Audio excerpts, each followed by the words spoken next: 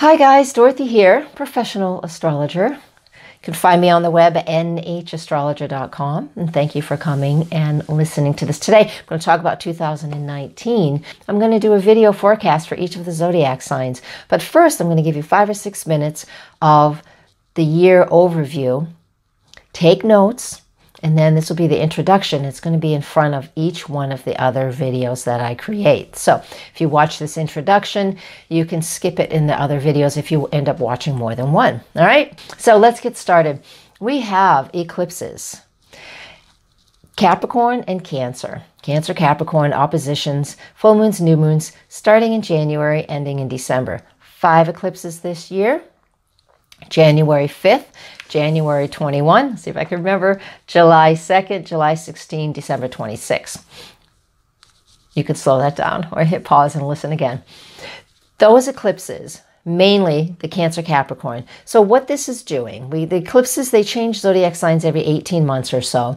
So these eclipses with the transiting lunar nodes, they're called, that's where eclipses happen. It is helping us and ushering us into a more authentic place in who we are. What we're focusing on is our home, security, our career. Do you feel like you're being true to yourself?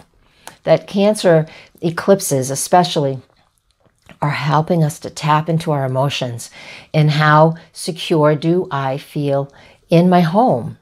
Do I feel secure? Can I come home and be vulnerable and emotional and comfortable and relaxed? Because home life, Cancer, and the public life, Capricorn, are two very different things, but they are tethered by an opposition. They are, when something happens on one end of the stick, it happens on the other end, right? Because there's always 2 ends to a stick, unless you make a circle, and that's all the 12 zodiac signs. But the opposition, Cancer, Capricorn, is ushering us into this area of being authentic in how we're presenting ourselves to the world. Now, a lot of people, it will create insecurities for some people, depending on how evolved or how in alignment with what's important for you. So this Cancer stuff can make us overly emotional, or it can help us tap into how we need to be more in tune with how we feel. Because life should feel good. Life shouldn't be difficult. Difficult things happen, yes, and we move through them. We always move through them. And that's where you tap into your emotions. And that's what this eclipse stuff is all about, in Cancer especially, helping us to get in touch with who you really are. And then the opposite energy of Capricorn is about being an authority at what it is that you do, feeling authentic, feeling like you're very validating how you feel. You can take control of things, which is great if you need to, but make sure you do it from an emotional place. How do I feel about this? Great, now I can take charge. All right, this is that Cancer Capricorn energy. It's super strong this year because of the eclipses. I mean, we have this energy every year, but it's powerful. So I'm going to, in the individual videos, I'm going to talk about it. You write all those keywords down that resonated with you, and then I'm going to talk about it in each house when it happens, okay? And so you'll get the zodiac energy of it a little more specific for you, okay? What else do I want to talk about? We also have Jupiter and Neptune squaring off this year, and it's a mutable square. Jupiter in Sag loves to experience life and to learn through diving in, full immersion. Squaring Neptune in Pisces. Neptune's been in Pisces for ages, so it's not a big deal, because it's just helping us to get into a more spiritual place for a lot of people, right? But Jupiter and Neptune in a mutable square, this is just enough tension, so it gives us motivation. Just enough, because squares aren't negative, like you'll read in some books, how they just villainize squares. But we need a little bit of tension to move us, especially with the mutable signs. So to me, this is a fantastic energy for the year. Now, the mutable square between Jupiter and Neptune will inspire us to be creative, to work on our intuition, work on our spiritual practices, things like that. And the square energy of that, and you can write this down too. Let me find my notes. Here it is. January 13th, June 16th, September 21. So those 3 times is when they're exact, but they'll be playing with each other almost all year long. So that means we all have an opportunity to really tap into intuition and our spiritual and creative abilities. All right. Helps us to smooth things out. Now, some people might take this and just dive off the deep end and go into their illusion and go into a place that, you know, that if we drink too much or get into drugs. So drugs and alcohol sometimes can really, people can go off a deep end with that too. But the Capricorn, especially the Capricorn eclipses and the energy there, it definitely helps to anchor us in a little bit more, because we also have Saturn sextile Neptune this year. And with Saturn sextile Neptune, that's a fantastic anchor. I like that it's there. We actually need it because it's going to help to ground us in whatever it is we're going. So most of us don't go off a deep end into, you know, la la land. But hey, if you feel like diving in once in a while into music, I hear La La Land and I think music. You go into music, go into meditation, trust your intuition, get into painting, get into photography, whatever it is. These are the beautiful creative things we can do with Saturn sextile Neptune and the Jupiter squaring Neptune. All right, and I'll give you some more specifics in just a minute. Don't go away. I'll be right back.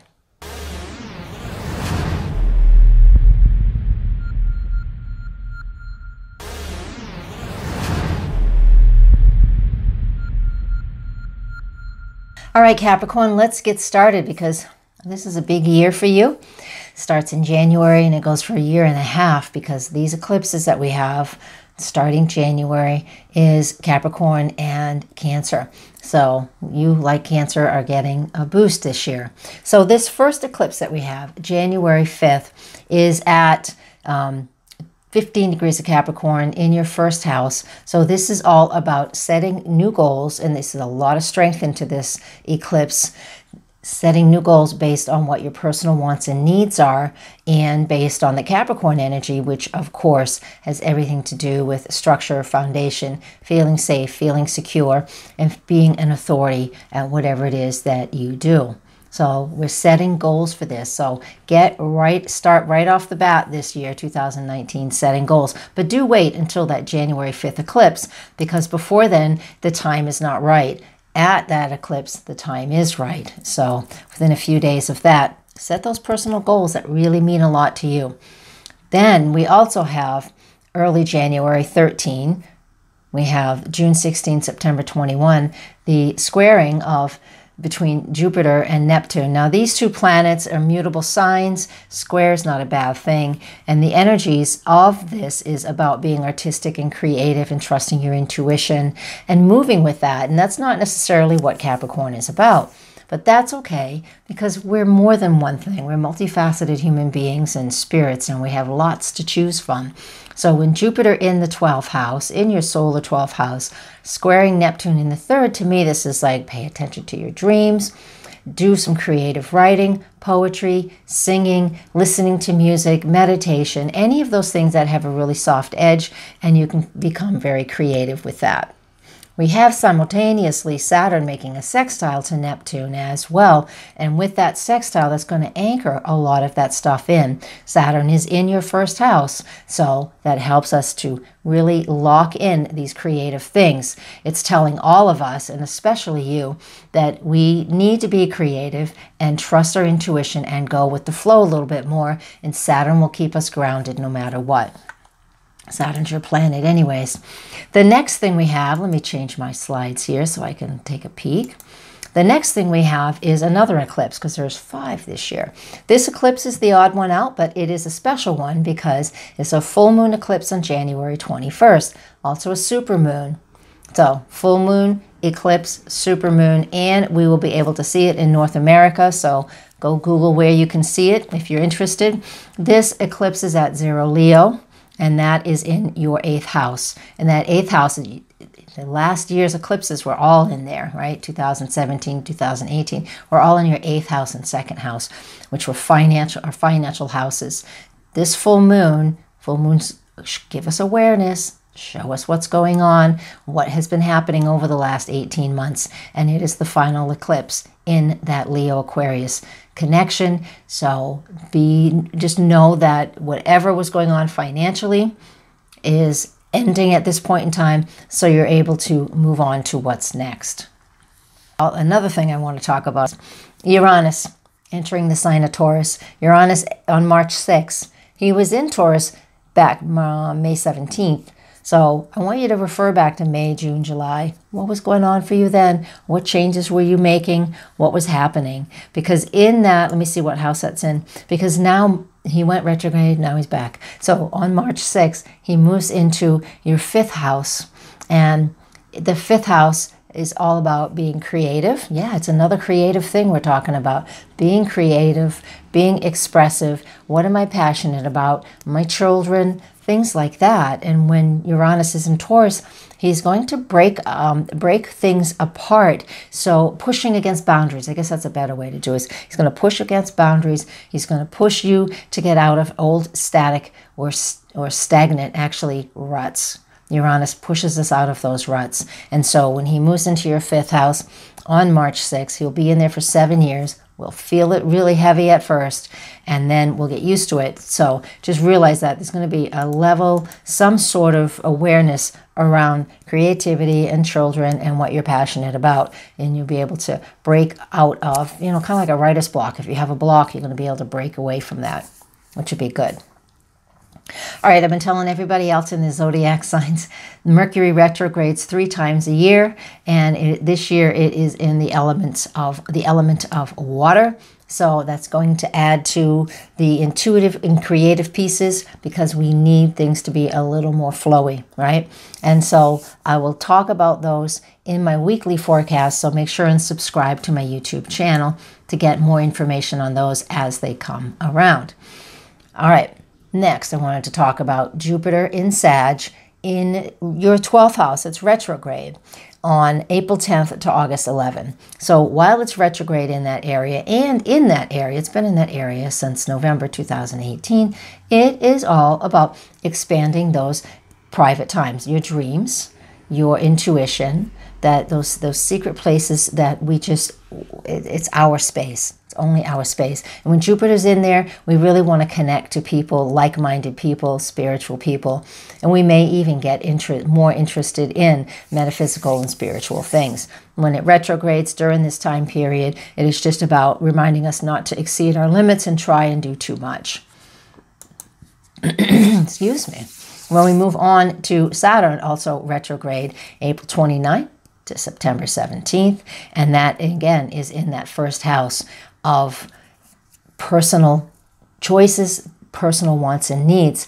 And when the big planets like this, the outer planets like this are retrograde, it just gives us an opportunity to make sure that what we've been building over the last year or the last 9 months since it wasn't retrograde, that we've really made a solid structure and a solid foundation. So that's Saturn retrograde in that area. Then moving on to July 2nd, new moon, eclipse at 10 degrees of Cancer. Let me get that chart up. What is that about? That's over in the relationship sector. So you might be somebody who is single and you're now really ready to have a family. Or you may have just been married and it's actually time to have a family. Or you're really connected emotionally with somebody, because that new moon, a new moon in Cancer, is all about focusing on new beginnings relating to family. In that 7th house is always about partnerships and relationships. Maybe you'll partner up with somebody that's going to come in and take care of your elderly parents. Maybe, I don't know, you're hiring a new babysitter or a new daycare, things like that, or what? Because those are partnerships too. It's not just about spousal partnerships. So that new moon on July 10th, not January, that new moon on July 10th is going to highlight that. And you can set some goals based on that if that's something that's interesting to you. full moon solar eclipse on July 16th. Yeah, eclipses are coming in pairs, and we have 5 this year. That one is with Pluto. It's just a few degrees off of Pluto, again, in your first house, personal wants and desires. But the sun's over there in that relationship, partnership sector. So you're being made aware of what's important for you in your personal wants and needs thanks to your partnerships. All right. This eclipse, we had the new moon eclipse in the same area in January 5th. And now we have the full moon eclipse, July. Here we are, July 16th, same area.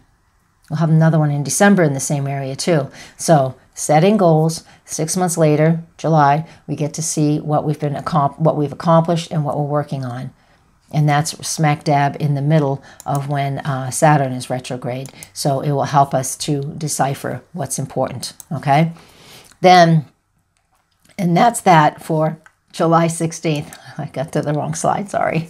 Now, we also have 2 more things to talk about. Jupiter enters Capricorn on December 2nd.